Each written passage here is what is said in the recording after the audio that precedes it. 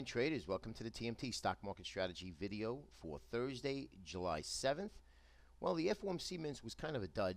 Markets really didn't react too much to what Janet Yellen had to say. Really, there was no reaction and really no change. So now we lead up into non-farm payroll numbers that come out tomorrow at 8:30 Eastern here in the United States. Where do we go from here? That's still we're taking the upper end of the range. I'm going to show you some of the charts, but I want to show you a couple other things where we might just push up one more time to new highs. It's not really etched in stone. We really don't know at the moment. We still need further price action, and really non-farm payroll numbers really could be the one to do it. And the reason why is coming off of the Brexit sell-off. 4 or 5 days straight up, and then we had one little pullback. We're now making bull flag patterns in a lot of the indices, and I'm going to show that to you now. Here's another culprit, and you know me, I like to kind of piece the trades together. Okay, by doing market analysis, I like to grab a little bit of everything in my trading model and then see where the evidence is on the charts, and then portray them to you and say, okay, this is what we're looking for. This is what I'm seeing. Not just a quick little, okay, well, we're up above the 8 and 20 moving average. It means absolutely nothing.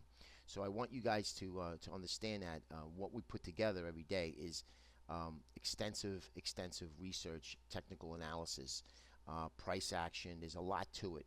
So let's get right to it. HYG, it's basically the high-yielding corporate bonds, junk bonds, if you will.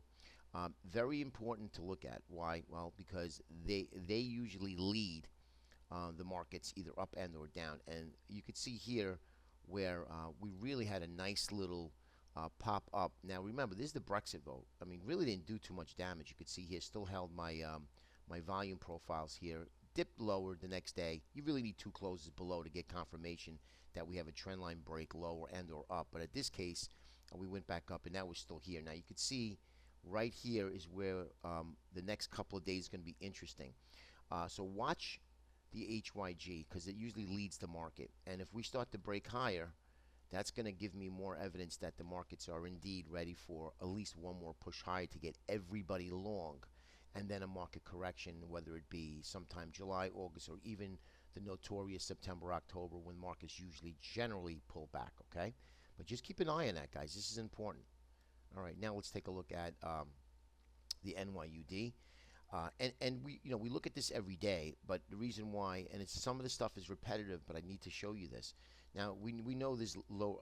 Excuse me. Let me do this the right way. We know the lower lows and lower highs here, right? We know this. Until this changes, now we are above zero here, ever so slightly, and we did get back above. We had a nice little pullback, and then we had a nice little pop yesterday from the low. So it looked like to me that the price action from yesterday is that they try to sell them off, but yet then again, bam, they rallied them up from a negative, I think, 100 and change on the Dow to plus 75 in the Dow. So that's interesting, and that's bullish price action, guys. Again, I'm neither a bull or a bear. I just follow what price tells me, and I react to what price is doing. So now at this plus 3, if we can start taking out some of these swing highs, and that's what I'm going to be looking for in the coming days. If we can take out some of these swing highs, then I think we're going to get a little bit of a pop higher. And this is one of the indicators that I'll be watching, along with several in my model. But this is the ones I want to show you. Okay. Now the VIX volatility collapsed.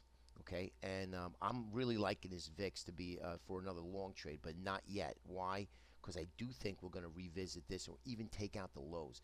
I think that the markets are going to definitely fool the masses by a massive pop up 2 or 3 day. Don't forget, 2134 in the ES is the high. That's not a long way out from trading at 2095, 2100.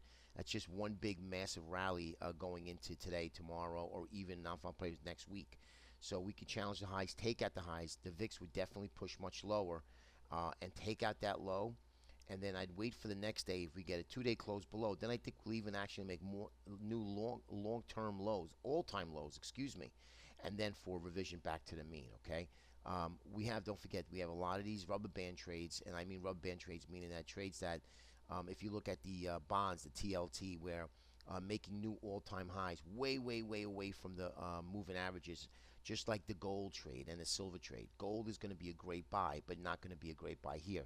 I'm just going to cover that a little bit in my next couple slides. McClellan oscillator, another area where we can go either way here, up and or down. But right now, since we're trending up for the last 5 days, plenty of room to run before we get oversold. So that gives me another clue that maybe, just maybe, if we don't do anything today and non-farm payroll numbers are good, or let's put it this way, the market participants like the non-farm payroll numbers, then I think we'd rally a few days going into next week, and even maybe a few weeks.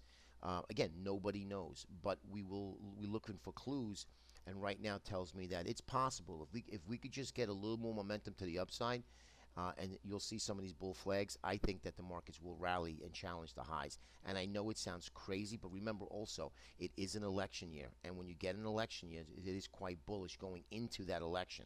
All right? All right, so now let's take a look at the GDX. I get a lot of calls. I put some special videos out in oil and gold. We have several services. There's the special edition video bi-monthly for $14.95. We have the premium for $49, which I go really extensive on. With some actionable areas, and of course our free video, and then our chat room. We have our trading chat room to come in at $49. Guys, you got to check it out. I'm telling you, it's bar none. Signals are fantastic off our automated trading program. Okay, GDX, look at this. Here is the 20. Why would you buy GDX up here? It's actually a melt up. Every day is a gap up. I'm looking for one more gap up and then a sell. And I mean a sell, basically a revision to the mean. Do I mean a sell like a crash? Absolutely not. With the uncertainty in the markets, people are buying gold, silver, precious metals, GDX, the gold miners. Look at how far away outside of the Bollinger Bands we are. Look at RSI. Look at MACD. Please don't buy GDX up here. Wait for a pullback down to at least 27. To be quite honest with you, I'd like to see anywhere from $25 to $26 and hold and base for a while before I even buy it, because GDX and gold are notorious for market sell-offs, abrupt market sell-offs, notorious. And with the commercial traders right now at 326,000 net short, that's the most short that the smart money on the COT report has been in 20 years. So if the commercials are hedging what they take out of the ground, why would you want to buy GDX up here? It's just a pure momentum play which will die out very shortly. All right, so just be careful, guys. Gold, GLD, same thing. Gold actually pulled back just a little bit, where you could see here, and it's oversold, not as much as GDX, but you could see here. Take a look at his doji. A break below 129.85 on a closing basis would give us a sell signal, and then that would bring us right back to revision to the mean here, okay? That's something that I want you guys to keep an eye on. All right, and let's take a look at silver. Silver is even worse. Look at how extended we are on a MACD and RSI, way above here. I think silver is on its way eventually to its challenge, its highs of, I believe, was $50 back in 2006 or 7. I'm not too sure. Don't quote me on that. Take a look at a historical chart, but it's on its way, no question about it. But you're not buying silver up here. Do not buy silver up here, please. Wait for it to come back in again, because it will. At one point, it will. All right, now let's go into the index charts. And, I wanted to show you the UUP, which was the dollar ETF. You could see here I made a bull flag. This is also going to help the case. Now the dollar and gold are moving up at the same time. All right, because you have that safe haven play. But if the markets were to rally, and the markets rally just enough, the dollar starts to rally. What's going to happen to the precious metal, the safe haven trades? They're going to liquidate, meaning bonds, gold, silver. Rates will move up a little bit. Dollar will move up. And then you have the markets move up. And that's what I'm looking for. That's my piecemeal play.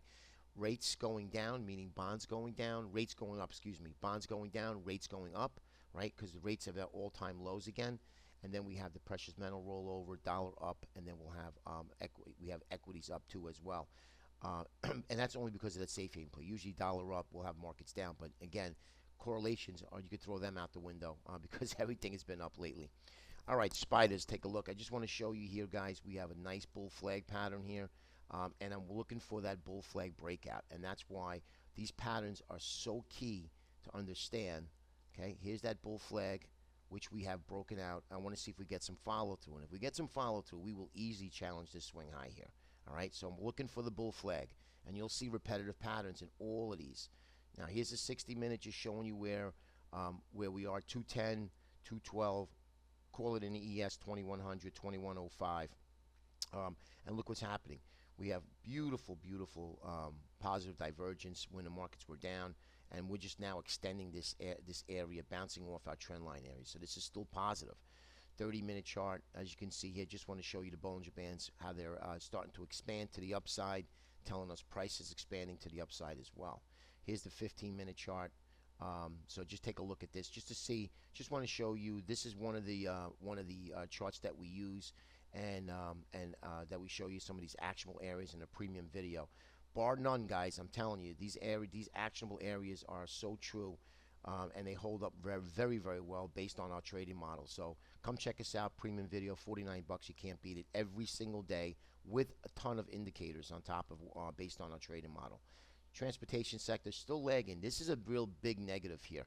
I don't like the way this is happening. I'd love to see the markets break out, the transports break out along with the Russell. But you could see here another bull flag, real small bull flag, but you could see. And this is, again, one of our bigger charts in our premium video. You can see all these big daily resistance areas. And wouldn't you want to know where the resistance areas are on a daily chart? We show this to you here on our premium video. Okay? And you see the Qs. Lastly is the Qs. You see here bull flag breaking out as well. So something to really think about here, guys.